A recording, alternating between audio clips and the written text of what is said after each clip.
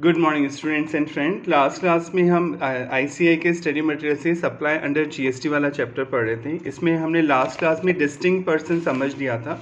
Distinct person मतलब GST में separate registration का कॉन्सेप्ट है, आप पढ़ चुके हैं। अगर आपका दूसरे स्टेट में या दूसरी यूनियन टेरिटरी में भी बिजनेस है तो उसे जीएसटी के पॉइंट से सेपरेट ट्रीट किया जाएगा। और अगर आप अपने ही किसी शोरूम को, अपनी किसी ब्रांच को गुड सप्लाई करेंगे जो कि दूसरे स्टेट में या यूनियन टेरिटरी में सिचुएटेड है तो आपको जीएसटी पे करना होगा, क्योंकि आप दोनों को जीएसटी में सेपरेट माना जाएगा। अगर सेम स्टेट में है तब तो चॉइस दी है टैक्स वालों ने आपको। सेम स्टेट में तो आप डिफरेंट शहरों में ब्रांचेस खोल सकते हैं, एक ही जीएसटी नंबर से काम चल जाएगा। पर अगर एक स्टेट से दूसरे स्टेट में आप जा रहे हैं या फिर एक स्टेट से दूसरी यूनियन टेरिटरी में जा रहे हैं या एक यूनियन टेरिटरी से दूसरी यूनियन टेरिटरी में आप जा रहे हैं तो आपको सेपरेट नंबर लेना होगा। अब हम एक और एग्जाम्पल समझ लेते हैं। पेज नंबर 32 तक तो हमने रीड कर लिया था। रेफरेंस बुक से एक और एग्जाम्पल समझ लेते हैं इसके लिए।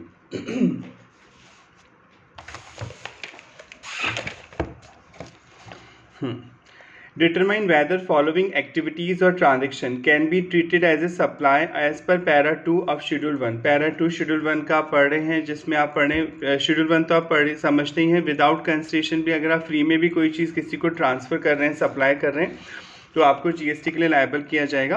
और पैरा 2 में ये था कि डिस्टिंक्ट पर्सन आया था कि अगर आपकी किसी दूसरे स्टेट में ब्रांच है, दूसरी यूनियन टेरिटरी में ब्रांच है और आप अपनी ही ब्रांच को, अपने शोरूम को, ऑफिस को, गोडाउन को कोई गुड सप्लाई करते हैं तो आपको जीएसटी नंबर देना होगा, क्योंकि जीएसटी में सेपरेट रजिस्ट्रेशन का कॉन्सेप्ट है। पूरे इंडिया में एक जीएसटी नंबर से काम नहीं चलेगा। आप अगर हर स्टेट में बिजनेस करते हैं तो हर स्टेट में, हर यूनियन टेरिटरी में आपको सेपरेट जीएसटी नंबर लेना होगा। लॉजिक में कई बार बता चुका हूँ, क्योंकि आप जो एसजीएसटी है वो रिस्पेक्टिव स्टेट गवर्नमेंट को देना होगा।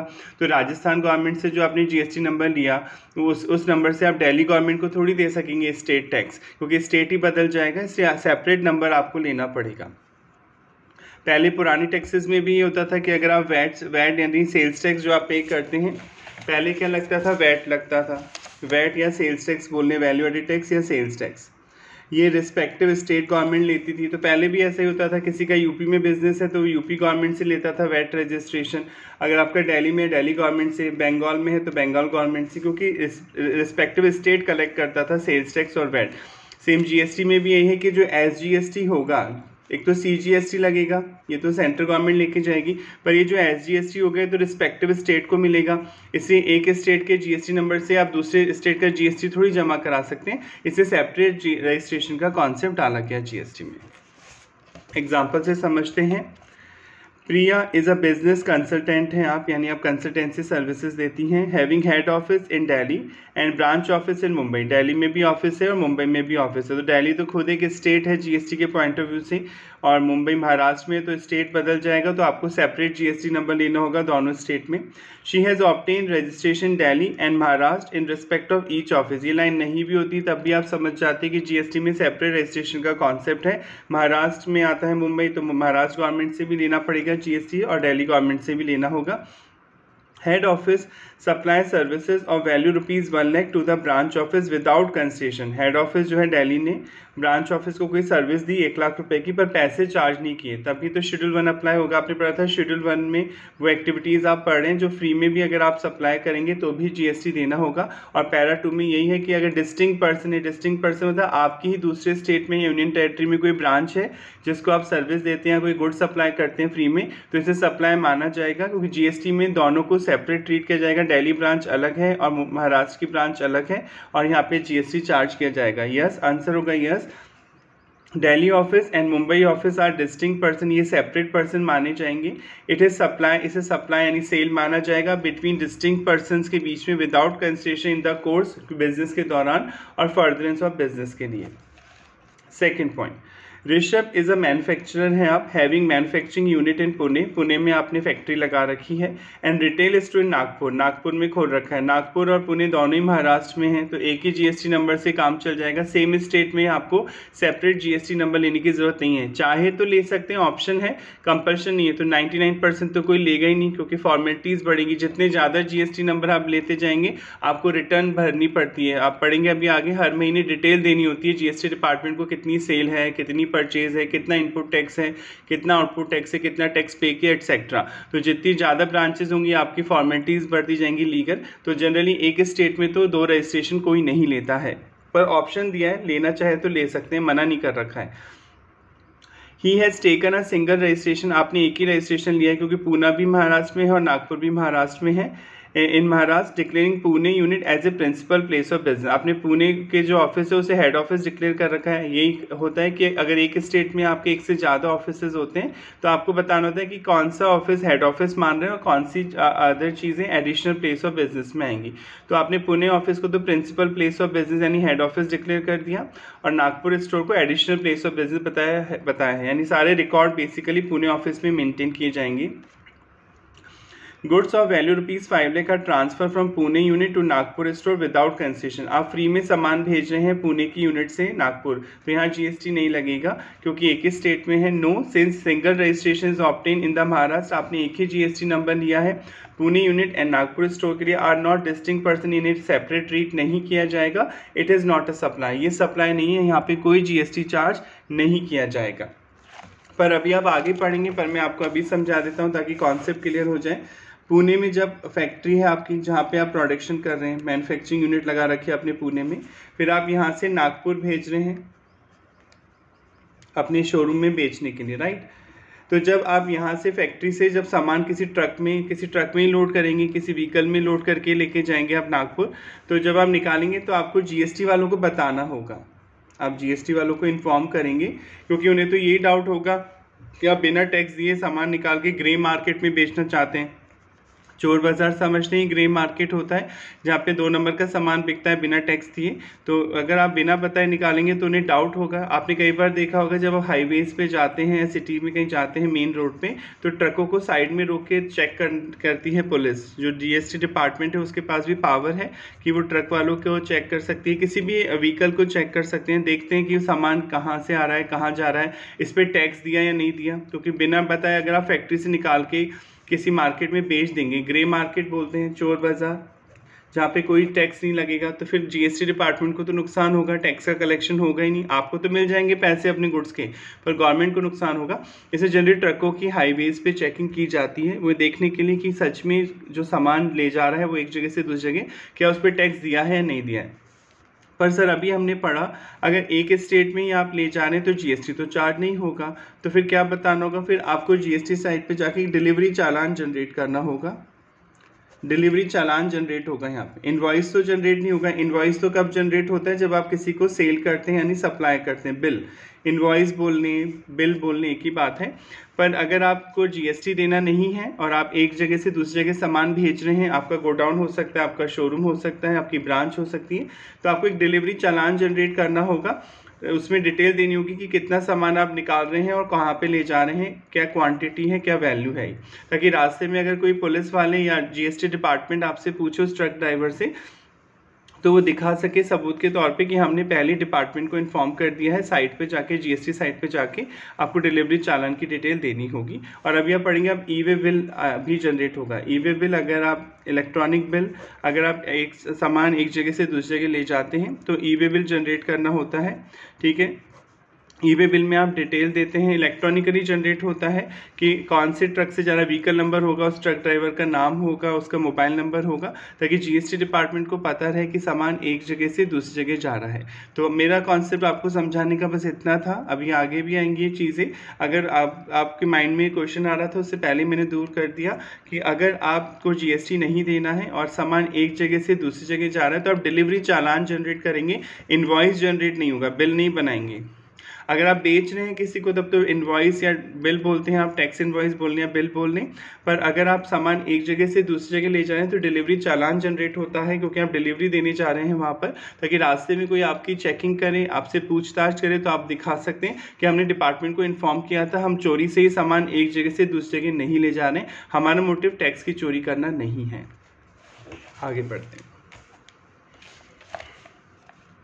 Assume in second situation, जो आपने second example पढ़ा, above the Rishabh has obtained separate registration, आप अलग से नंबर लेते हैं जीएसटी रजिस्ट्रेशन फॉर पुणे वाली ब्रांच के लिए और नागपुर स्टोर के लिए with in the state of Maharashtra. तो वैसे तो कंपल्शन नहीं था, एक स्टेट में तो एक ही जीएसटी नंबर से काम चल जाता, पर आपने क्या किया, दोनों जो आपकी पुणे में और नागपुर में जो यूनिट है उनके लिए अलग अलग जीएसटी नंबर लिए। तो जब जीएसटी नंबर ही अलग लिए तो अब इन दोनों को सेपरेट माना जाएगा और जब सेपरेट माना जाएगा तो जीएसटी चार्ज होगा। यस, यहाँ पे जीएसटी लगेगा, सप्लाई माना जाएगा। Pune unit and Nagpur store are distinct person, ये दोनों सेपरेट पर्सन माने जाएंगे। इट इज सप्लाई, ये सेल माना जाएगा between distinct person, separate person के बीच में, विदाउट कंसेशन, फ्री में आप भेज रहे हैं in course or furtherance of business के दौरान। Next, Keshav operate a furniture shop in Jaipur, आप जयपुर में एक फर्नीचर शॉप चलाते हैं। And a liquor shop in Dehradun, और लिकर शॉप देहरादून में चलाते हैं। तो लिकर शॉप अगर आप पढ़ चुके हैं, अगर आप शराब बेचते हैं तो उस पर तो कोई जीएसटी नहीं लगता, क्योंकि शराब जीएसटी के दायरे में नहीं आती है। ठीक है। He has taken registration Rajasthan, आपने राजस्थान में तो जीएसटी नंबर ले रखा है, क्योंकि फर्नीचर पे तो लगता है GST. But has not taken registration in Uttarakhand, पर आपने उत्तराखंड, देहरादून उत्तराखंड में पड़ता है, उत्तराखंड में नहीं ले रखा है, क्योंकि supply of alcoholic liquor for human consumption is not a taxable supply, क्योंकि शराब पे नहीं लगता है जीएसटी, तो आपने जीएसटी रजिस्ट्रेशन नंबर नहीं ले रखा है।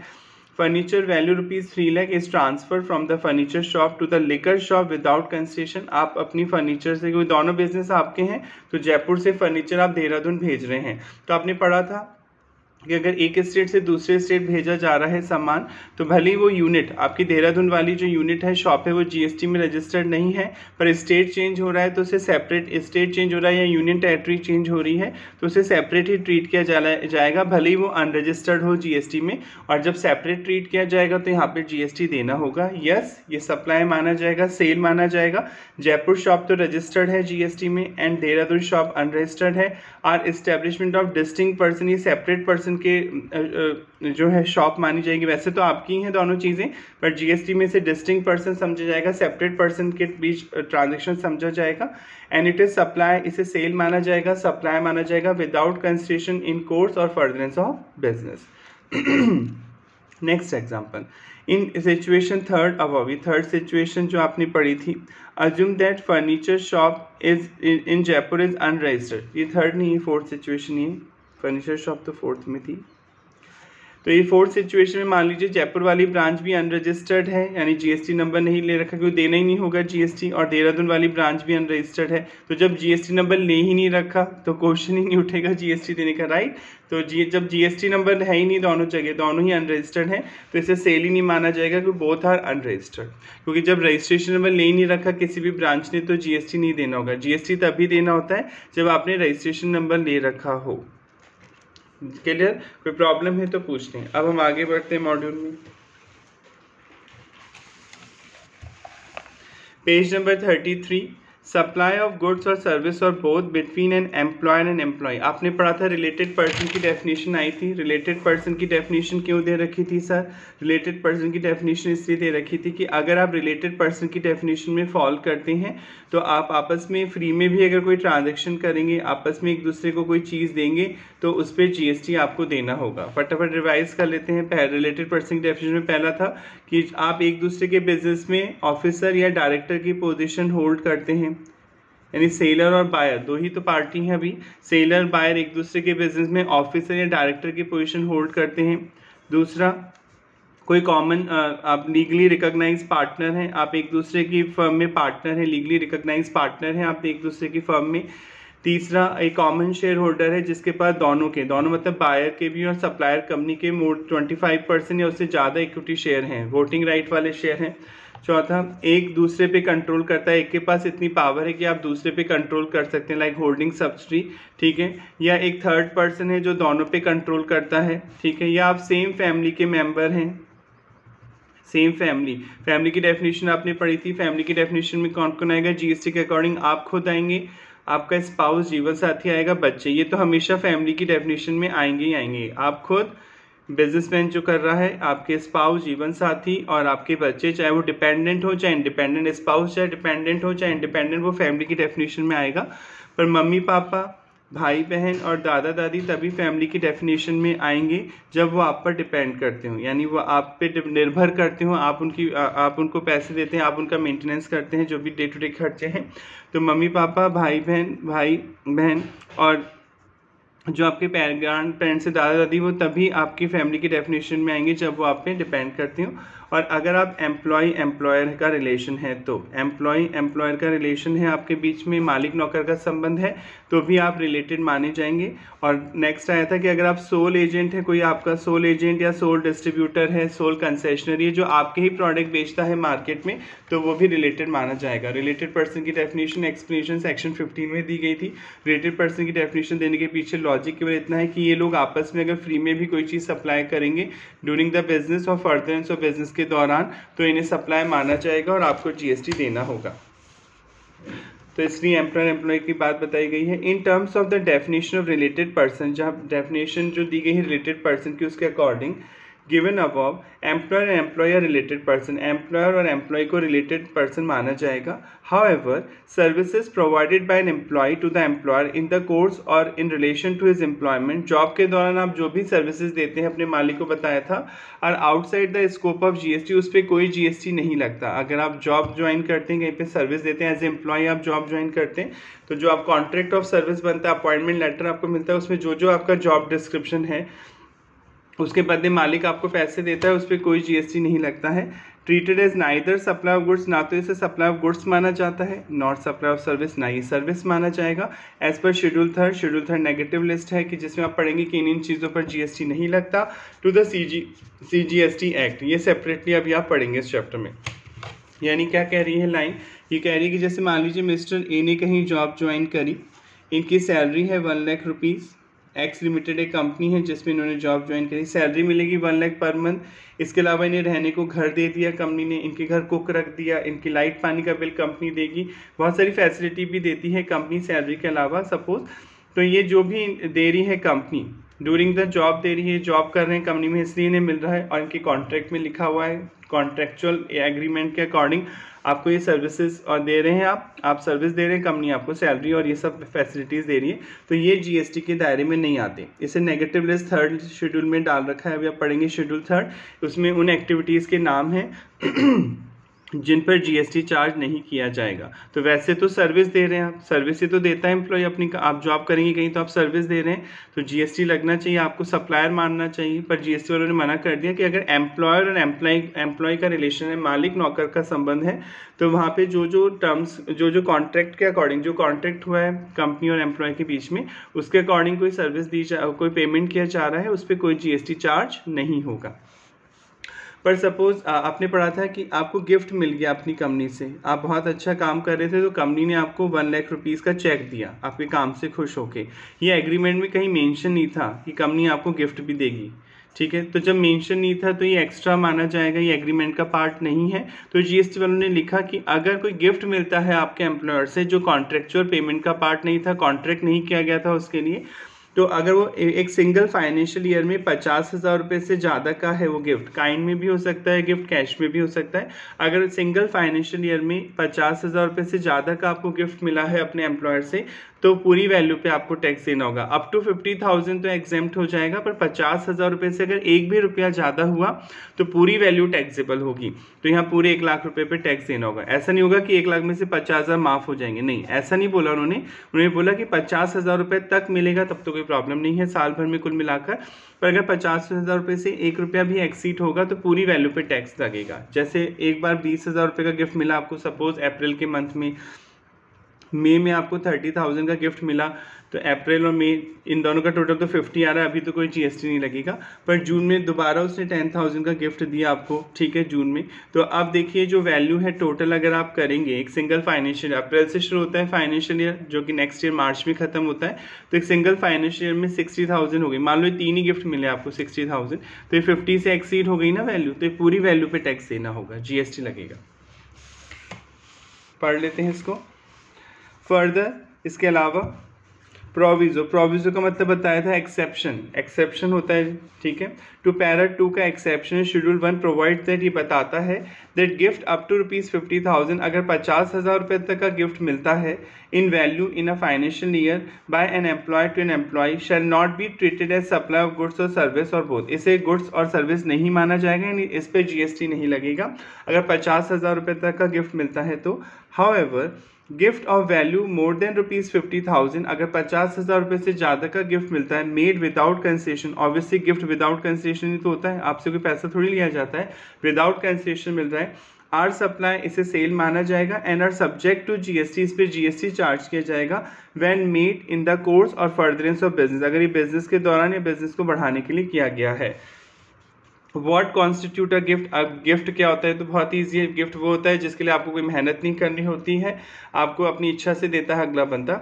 The term gift has not been defined in the GST law, gift की कोई डेफिनेशन नहीं दी गई है जीएसटी एक्ट में। इन कॉमन पैरेलेंस, पर अगर कॉमन बात करें सामान्य भाषा में, गिफ्ट इज मेड, गिफ्ट दिया जाता है विदाउट कंसेशन, फ्री में, इज वॉलेंट्री, ये अपनी इच्छा से दिया जाता है, वर्ड मतलब अपनी इच्छा से, in nature, and is made occasionally, और ये कभी कभी दिया जाता है, रेगुलर थोड़ी दिया जाता है, अपनी इच्छा से आप कभी कभी देते हैं occasionally.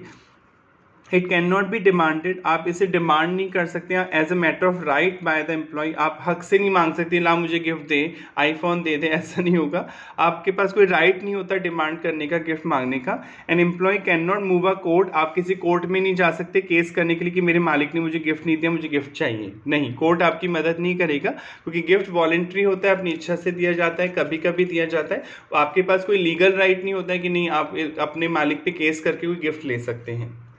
Next, perquisite by employer to employee, इसे भी समझ लें, वैसे एक बार पहले ही बताया था, एक वर्ड होता है अलाउंस, अलाउंसेस, और एक वर्ड होता है परक्यूजेड्स। आप जब कहीं पर जॉब ज्वाइन करते हैं तो आपकी बेसिक सैलरी डिसाइड की जाती है, बेसिक मतलब इतनी सैलरी तो मिलेगी हर महीने, ये बेसिक सैलरी है सपोज 50,000, पर इन्फ्लेशन बहुत तेज़ी से बढ़ती है, महंगाई आप देखते हैं रहते हैं कि गुड्स और सर्विसेज महंगी हो जाती है इन्फ्लेशन की सिचुएशन में, तो आपके मालिक आपको एक्स्ट्रा सैलरी के अलावा कुछ एक्स्ट्रा पैसे भी देता है ताकि आप अपने पर्सनल एक्सपेंसेस को या ऑफिशियल एक्सपेंसेस को फुलफिल कर सकें। जैसे आप ऑफिस से घर और घर से ऑफिस जाते हैं तो आपका किराया लगता है, पेट्रोल लगता है, तो मालिक ने आपको ट्रांसपोर्ट अलाउंस दे दिया, ट्रांसपोर्ट के लिए पैसे दे दिए, तो इसे बोलते हैं ट्रांसपोर्ट अलाउंस। आने जाने के लिए ऑफिस से घर और घर से ऑफिस जाते हैं, सपोज इसके लिए 3,000 मिलते हैं। अब आप रेंट पे रहते हैं तो मालिक ने आपको किराया देने के लिए आपको अलाउंस दिया, ठीक है, HRA, हाउस रेंट अलाउंस 10,000 रुपये। तो ये जो अलाउंसेस दिए, ठीक है, ये कैश में ही तो दिए, ठीक है, ये कैश में दिए ना, उसने 3,000 रुपये एक्स्ट्रा दिए सैलरी के अलावा, HRA एक्स्ट्रा दिया, हाउस रेंट अलाउंस, HRA मतलब हाउस रेंट अलाउंस, आपको किराया चुकाने के लिए 10,000 रुपये दिए, तो एक तरह से कैश में देखा जाए आपको कैश में जो सैलरी मिल रही है वो 63,000 मिल रही है, राइट।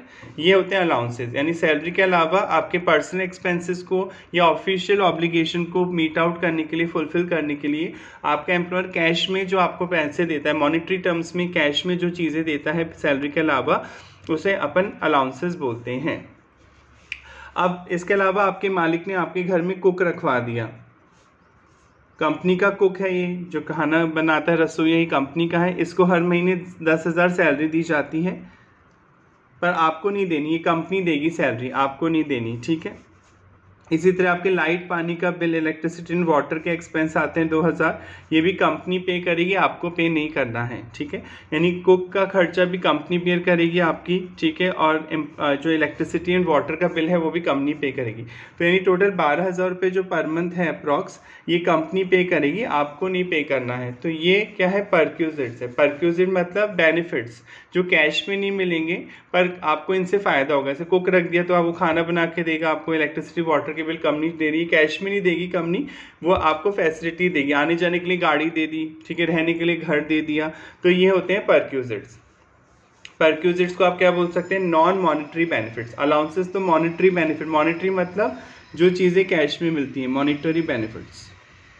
मॉनिटरी बेनिफिट जो चीज़ें कैश में मिलती हैं वो तो अलाउंसेस होंगी, और जो नॉन मॉनिटरी बेनिफिट्स हैं जैसे आने जाने के लिए कार दे दी, घर में कुक रख दिया, लाइट पानी के बिल आपका कंपनी चुका रही है, तो ये परक्यूजिट्स होती हैं, फैसिलिटी होती है, नॉन मॉनिटरी टर्म्स में मिलती हैं। अब क्वेश्चन उठता है क्या इस पर भी जीएसटी लगेगा? नहीं, इस पर जीएसटी नहीं लगेगा। जब आप जॉब ज्वाइन करते हैं तो कॉन्ट्रैक्ट करती है कंपनी, आपको अपॉइंटमेंट लेटर देती है, उसमें पहले से लिखा होता है कि आपको कुक भी दिया जाएगा, आपको रहने को घर भी दिया जाएगा। ये सर्विस का पार्ट है, ड्यूरिंग द सर्विस आपको दी जाती हैं चीज़ें, तो ये कॉन्ट्रेक्चुअल एग्रीमेंट में कवर्ड होती हैं। और अभी आपने ऊपर पढ़ा ही था कि अगर कहीं पे आप जॉब ज्वाइन करते हैं, अगर मालिक नौकर का संबंध है तो जीएसटी चार्ज नहीं किया जाता है, क्योंकि वो कॉन्ट्रेक्चुअल सर्विसेज का पार्ट है। कॉन्ट्रैक्ट में पहले ही मेंशन होता है कि आपको क्या क्या फैसिलिटी दी जाएगी जब आप उस कंपनी में जॉब करते हैं। तो परक्यूजिट्स पे भी कोई जीएसटी चार्ज नहीं किया जाएगा।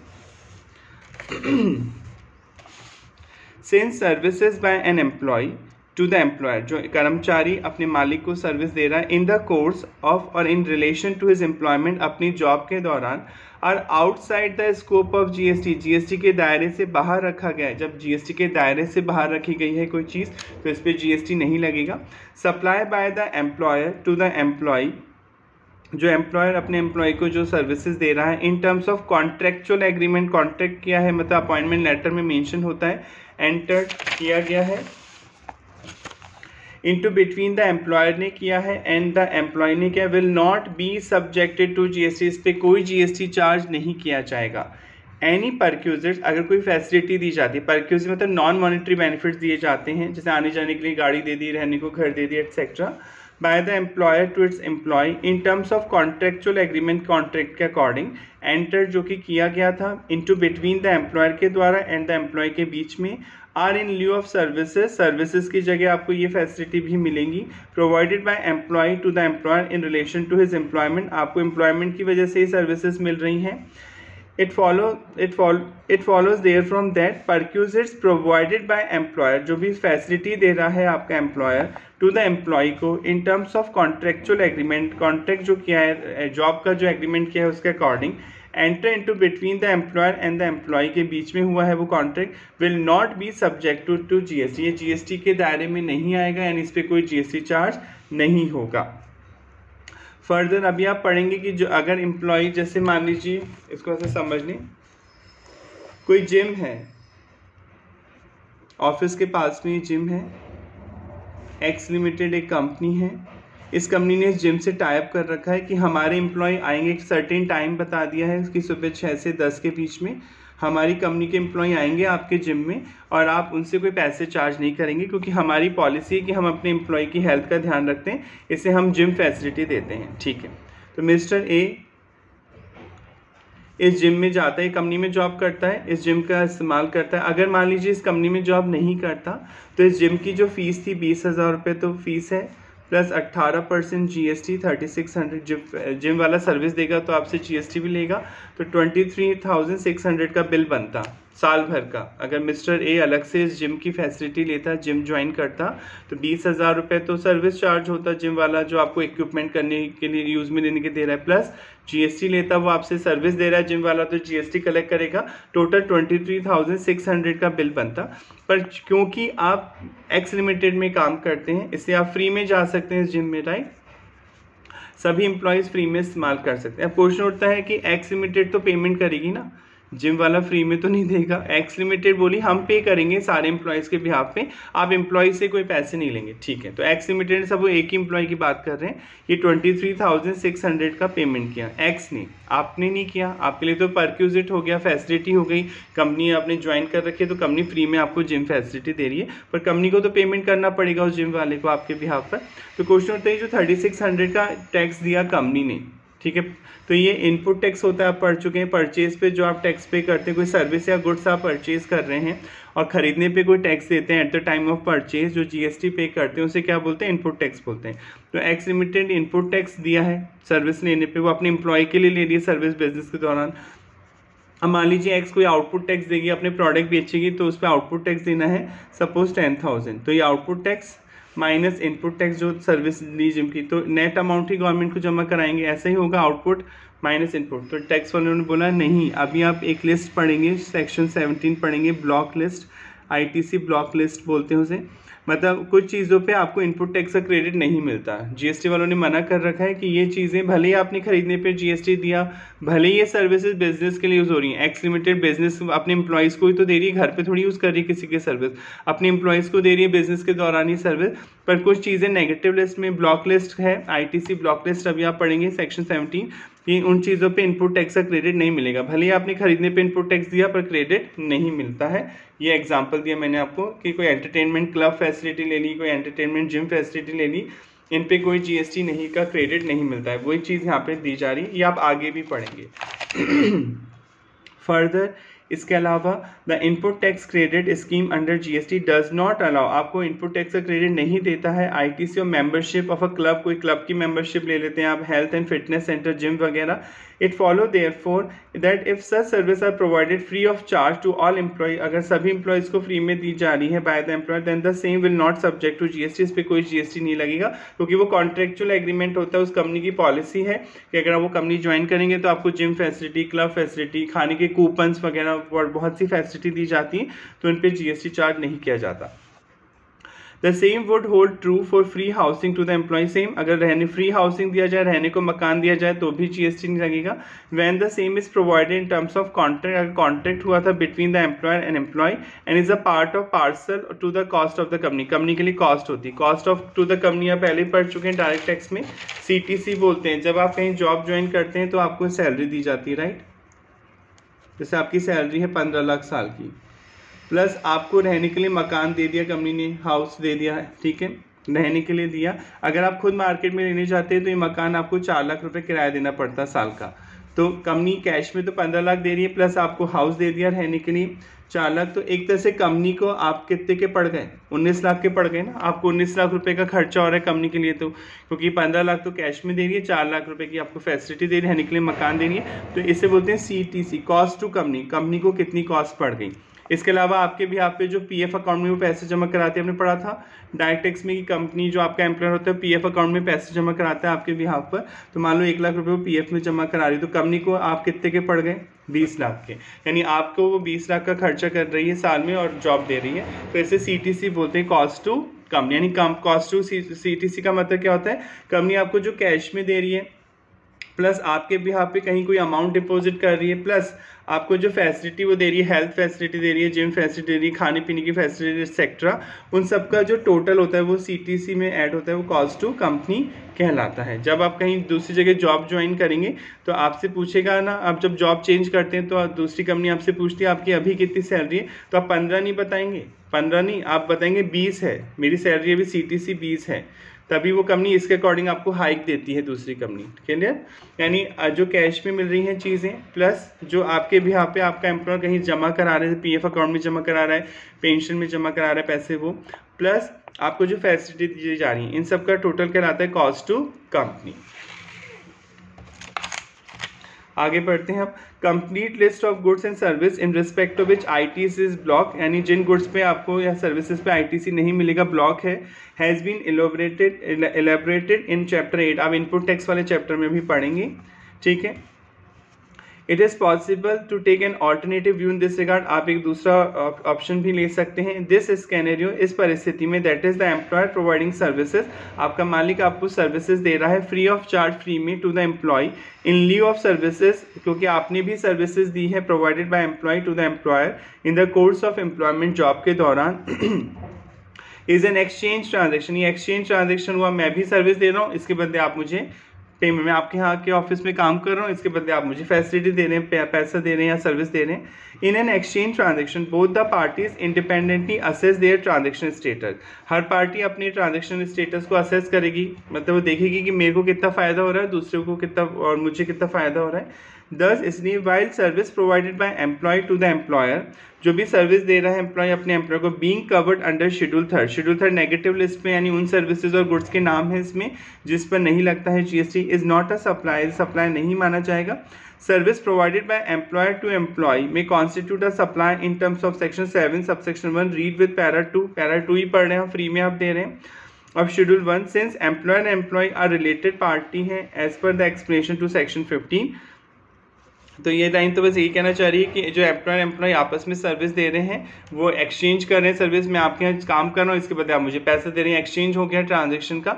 और ये शेड्यूल 3 में डाल रखी है कि अगर एम्प्लॉय का रिलेशन है और एज पर कॉन्ट्रैक्ट वो आप जो भी सर्विस दे रहा है, पेमेंट कर रहा है, उस पर कोई GST चार्ज नहीं किया जाएगा। तो आई होप ये टॉपिक क्लियर हो गया होगा आपके माइंड में कि अगर एम्प्लॉय का रिलेशन है तो आप रिलेटेड पर्सन की डेफिनेशन में फॉल करते हैं, और रिलेटेड पर्सन की डेफिनेशन में फॉल करते हैं तो आपस में भी अगर आप एक दूसरे को फ्री में भी कोई सर्विस देंगे तो उस पर GST चार्ज किया जाएगा। पर आपने पढ़ा कि शेड्यूल 3 बना रखा है, एक शेड्यूल 3 अभी आप डिटेल में आगे पढ़ेंगे इसी चैप्टर में। शेड्यूल 3 में उन एक्टिविटीज़ के नाम है, उन गुड्स के, उन सर्विसेज के नाम है कि अगर आप ये चीज़ें फ्री में भी देंगे किसी को तो उन पर कोई GST चार्ज नहीं होगा, यानी वो गुड्स और सर्विसेज पे GST लगता ही नहीं है शेड्यूल 3 में जो आती हैं। तो आपने पढ़ लिया कि अगर कोई एम्प्लॉय है एज पर कॉन्ट्रैक्ट वो अपने एम्प्लॉयर को जो सर्विसेज दे रहा है, इसके बदले जो एम्प्लॉयर उसको पैसे दे रहा है, कोई फैसिलिटी दे रहा है, परक्यूजिट्स दे रहा है, उस पर कोई GST चार्ज नहीं किया जाएगा। हाँ, गिफ्ट एक्सेप्शन था, क्योंकि गिफ्ट के लिए कोई कॉन्ट्रैक्ट नहीं होता है। अब गिफ्ट वॉलंटरी दिया जाता है, ओकेजनली दिया जाता है, अपनी इच्छा से दिया जाता है। तो एक सिंगल फाइनेंशियल ईयर में अगर आपको 50,000 रुपये से ज़्यादा का गिफ्ट देता है आपका मालिक, तो वो आपके लिए टैक्सेबल होगा, उस पर GST चार्ज किया जाएगा। आई होप यहाँ तक समझ में आ गया होगा। अब हम रिवाइज करते हैं ये टॉपिक, इससे आगे हम बाद में पढ़ेंगे। एक दो टॉपिक हैं जो आपके रिवाइज कर लेते हैं। सप्लाई GST में सेक्शन 7 के अकॉर्डिंग सप्लाई क्या है? एक टैक्सेबल इवेंट है, राइट। टैक्सेबल इवेंट आप पढ़ चुके हैं। टैक्सेबल इवेंट मतलब एक ऐसी घटना करना, ऐसा काम करना जिससे आपकी टैक्स लायबिलिटी अट्रैक्ट हो, तो उसे टैक्सेबल इवेंट बोला जाता है GST में। और GST में टैक्सेबल इवेंट क्या है? एज पर सेक्शन 7 सप्लाई, यानी सप्लाई करेंगे आप तो उसमें आपको GST देना होगा। सप्लाई में क्या क्या इंक्लूड है? सप्लाई का में गुड्स भी इंक्लूड है, अगर आप गुड्स बेचेंगे तो भी GST लगेगा, अगर आप सर्विसेज देंगे तो भी GST लगेगा। गुड्स का मतलब क्या है? यहाँ पर GST में आप पढ़ चुके हैं, गुड्स में केवल मूवेबल प्रॉपर्टी आएगी। मूवेबल प्रॉपर्टी जिन्हें ईजिली एक जगह से दूसरी जगह ट्रांसफ़र किया जा सके, यानी जो इमूवेबल प्रॉपर्टी होती है लैंड एंड बिल्डिंग, ज़मीन और मकान इमूवेबल प्रॉपर्टी है क्योंकि ज़मीन से परमानेंट अटैच होती है, तो लैंड और बिल्डिंग पे कभी GST नहीं लगेगा। पर मूवेबल प्रॉपर्टी जो है फर्नीचर, AC जिन्हें इजीली एक जगह से दूसरी जगह आप ले जा सकते हैं, कोई भी गुड्स, उन पे GST चार्ज किया जाएगा।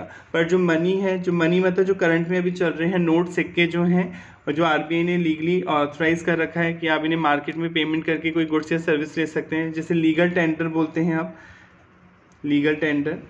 और जो सिक्योरिटीज़ हैं, सिक्योरिटी मतलब share market, share, debenture, bond, इन पे कोई GST नहीं लगेगा। मनी और जो सिक्योरिटीज़ हैं इन पे कोई GST चार्ज नहीं किया जाएगा क्योंकि इन्हें गुड्स नहीं माना जाता और ना ही सर्विस माना जाता है। मनी मतलब जो लीगल टेंडर जो अभी चल रहे हैं, जो पुराने सिक्के हैं आपके पास, कोई पुराने नोट हैं, उनको तो माना जाएगा, वो तो गुड्स की डेफिनेशन में कवर्ड होंगे। पर जो लीगल टेंडर है, जो मनी अभी चल रही है, जो आप एक्सचेंज के तौर पे यूज़ कर रहे हैं, मार्केट में शॉपिंग कर रहे हैं उस पैसे से, तो वो चाहे वो डॉलर हो, चाहे पाउंड हो, चाहे रुपीज़ हो, लीगल टेंडर हो, चाहे चेक हो, चाहे डिमांड ड्राफ्ट हो, BR हो, BP हो, उस पर नहीं लगेगा GST। और सिक्योरिटी जो शेयर मार्केट पे नहीं लगेगा, यानी शेयर, डिवेंचर, बॉन्ड, इनको बेचने खरीदने पे किसी तरह का GST चार्ज नहीं किया जाएगा क्योंकि मनी मतलब लीगल टेंडर को और सिक्योरिटी को GST के दायरे में से बाहर रखा गया है। तो गुड्स का मतलब समझ आ गया, कोई भी मूवेबल प्रॉपर्टी गुड्स है अदर देन लैंड बिल्डिंग पे तो लग ही नहीं सकता क्योंकि मूवेबल प्रॉपर्टी है, मनी लीगल टेंडर पे नहीं लगेगा और सिक्योरिटीज़ पे नहीं लगेगा। सर्विसेज का मतलब क्या है? एनीथिंग अदर देन गुड्स, यानी गुड्स के अलावा जो भी चीज़ बच गई वो सर्विस है। पर जो लीगल टेंडर है, मनी और जो सिक्योरिटीज़ हैं, उन्हें सर्विस का पार्ट नहीं माना जाता है, इस पर कोई GST चार्ज नहीं होगा। अब मान लीजिए मिस्टर एक ब्रोकर हैं शेयर मार्केट में, इनका काम है शेयर खरीदने और बेचने में मदद करना और ये कमीशन चार्ज करते हैं अपने कस्टमर से, तो क्या ब्रोकर भी नहीं देगा GST? नहीं, ब्रोकर कमीशन पे तो देगा ना। शेयर बेचने खरीदने पे जो पैसा मिल रहा है उस पर नहीं लगेगा GST। पर आप फैसिलिटी आप अरेंज करवा रहे हैं, मीडिएटर हैं, दो पार्टीज़ को मिलवा रहे हैं, बायर और सेलर को मिलवा रहे हैं, और इसके बदले आप कमीशन चार्ज कर रहे हैं, तो ये कोई सिक्योरिटीज़ का पार्ट नहीं है कमीशन। तो ब्रोकरेज आप जो भी ब्रोकरेज दे रहे हैं, दलाली दे रहे हैं, कमीशन दे रहे हैं, किसी भी नाम से किसी ब्रोकर को पेमेंट कर रहे हैं उसकी सर्विसेज के लिए, नाम कुछ भी दे सकते हैं, कमीशन हो सकता है, ब्रोकरेज हो सकता है, चिंकी, पिंकी, बबली, वॉटेवर, नाम तो कुछ भी हो सकता है। तो उस ब्रोकर को GST देना होगा। वो ये नहीं कह सकता कि मैं तो शेयर बेचने खरीदने में मदद कर रहा हूँ, इससे मैं GST नहीं दूंगा, वो गलत होगा। कि शेयर बेचने खरीदने पे जो पैसा मिल रहा है उस पे नहीं लगेगा GST, पर उसको फैसिलिटेट करवाने पे, वो आप पार्टीज को मिलाने के बदले पैसे चार्ज कर रहा है, तो वो जो कमीशन ले रहा है, ब्रोकरेज ले रहा है, उस पे उसे GST देना होगा। ठीक है। इसी तरह लैंड और बिल्डिंग पे तो कोई जीएसटी नहीं लगता, पर जो ब्रोकर होते हैं जो कमीशन लेते हैं ना बिल्डिंग और लैंड बेचने के लिए, उन्हें तो कमीशन पे तो जीएसटी देना होगा। वो ये नहीं कह सकते कि हमें ज़मीन बेचने पे या बिल्डिंग बेचने पे कमीशन मिल रहा है तो लैंड और बिल्डिंग पे जीएसटी नहीं लगता क्योंकि इम्यूअल प्रॉपर्टी है तो हम कमीशन पे भी जीएसटी नहीं देंगे। गलत, कमीशन कोई लैंड और बिल्डिंग के नाम से नहीं मिल रहा है। लैंड और बिल्डिंग बेचने पे जो पैसा मिल रहा है हाँ उस पर तो नहीं लगेगा जीएसटी, पर जो एक्स्ट्रा पैसे आप चार्ज कर रहे हैं पार्टी से अरेंज करवाने के लिए, कोई डॉक्यूमेंट का पैसा चार्ज कर रहे हैं, कोई लीगल फीस चार्ज कर रहे हैं, कोई कमीशन आप चार्ज कर रहे हैं, तो इन पे तो जीएसटी लगेगा। ये जीएसटी के दायरे में आते हैं। आई होप आपको समझ में आ रहा होगा। अगर आपको लग रहा है कि मैं आपकी थोड़ी सी भी हेल्प कर पा रहा हूँ आपके इस मोटिव में, आपके सी की प्रिपरेशन में, तो प्लीज़ लाइक कीजिएगा और सब्सक्राइब कर लें चैनल, ताकि अगली बार आपको टाइम पे वीडियो आ जाए। Thank you so much. और हाँ, अगर आप कोई कुछ पूछना चाहते हैं तो प्लीज़ कमेंट करके बता सकते हैं कि आपको वीडियो कैसा लगा और आपको किस में प्रॉब्लम आ रही है। Thank you so much.